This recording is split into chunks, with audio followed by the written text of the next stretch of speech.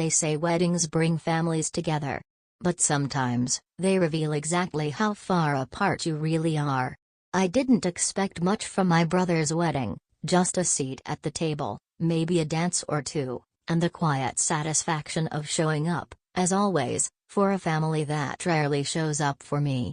But when they sat me in the kitchen, hidden behind swinging doors and steaming pans, something inside me broke. And what followed wasn't just revenge, it was revelation. This isn't just a story about payback. It's about power, visibility, and finally being seen after a lifetime of being ignored. My name is Vanessa Powell. I'm the founder and CEO of a mid-size tech firm that, until last weekend, had a $30 million contract on the table with Sterling Ventures. I wasn't always this person. I wasn't always confident or powerful or unapologetically aware of my worth. There was a time when I would have smiled through the insult, swallowed the shame, and pretended it didn't hurt. But something snapped in me that day, something I didn't even know needed to snap. It all started at my brother's wedding.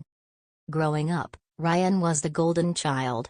He was charming, athletic, always knew the right things to say. Me? I was the nerd. I liked books and computers. I built my first website when I was 12. I fixed my dad's broken laptop when I was 15.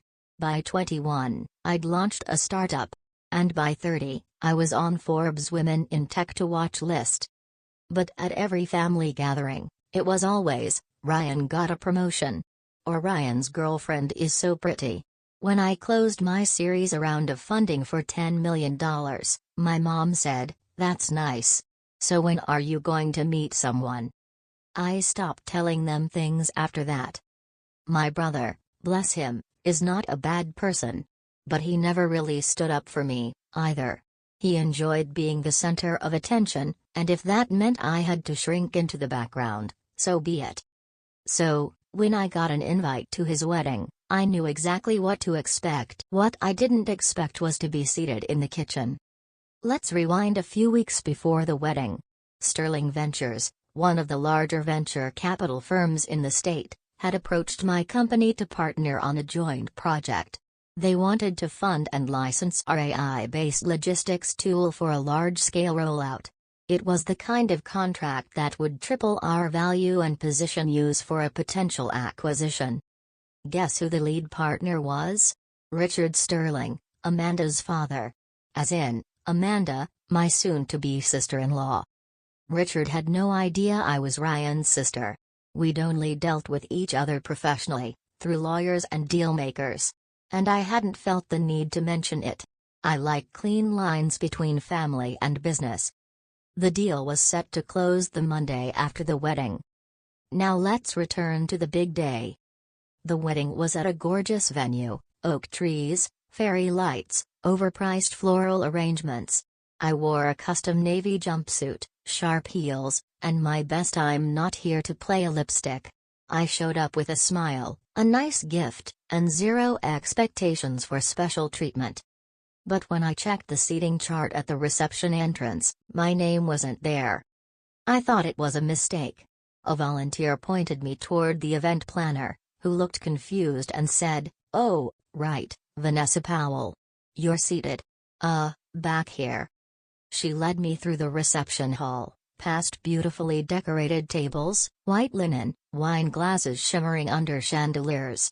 And then she opened the service door. Inside was the kitchen. Staff moving back and forth. Clattering pans. Steam. She pointed at a small round table with one seat and a floral centerpiece that looked like it was thrown together last minute. I laughed. Out loud. "This is a joke, right?" She blinked. "This is the seating arrangement I was given."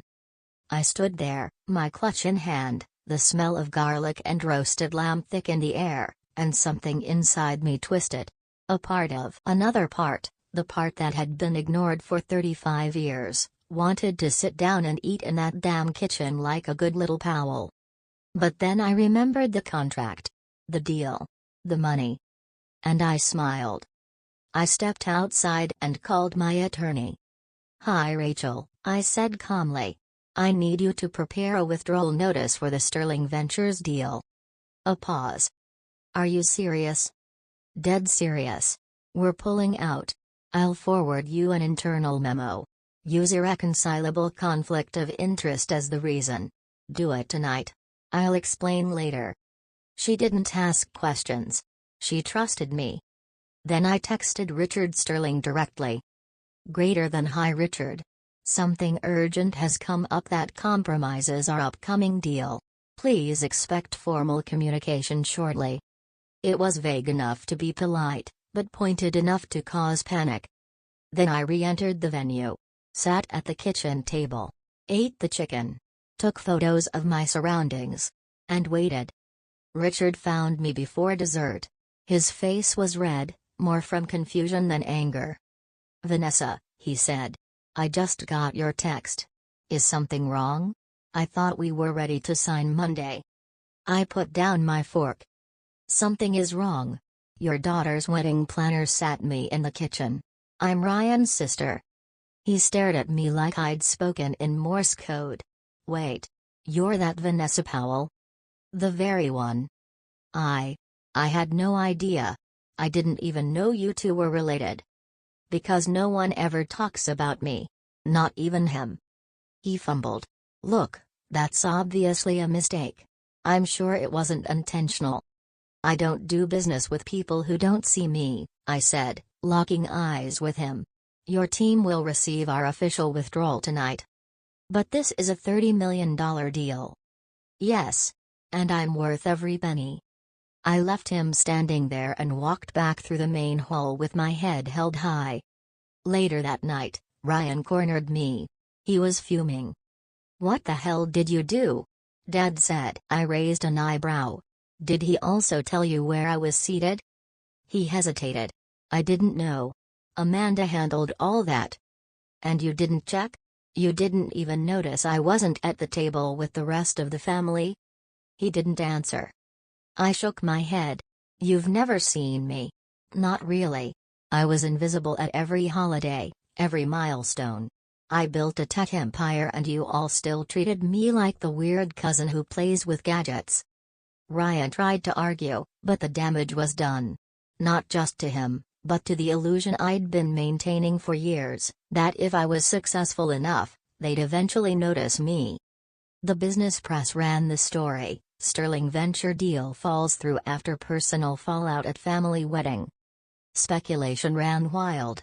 Some investors distanced themselves from Richard's firm, questioning his judgment and bias. My company, on the other hand, got flooded with interest. One VC even said, "We want leaders who know their worth." Vanessa just showed the industry how it's done.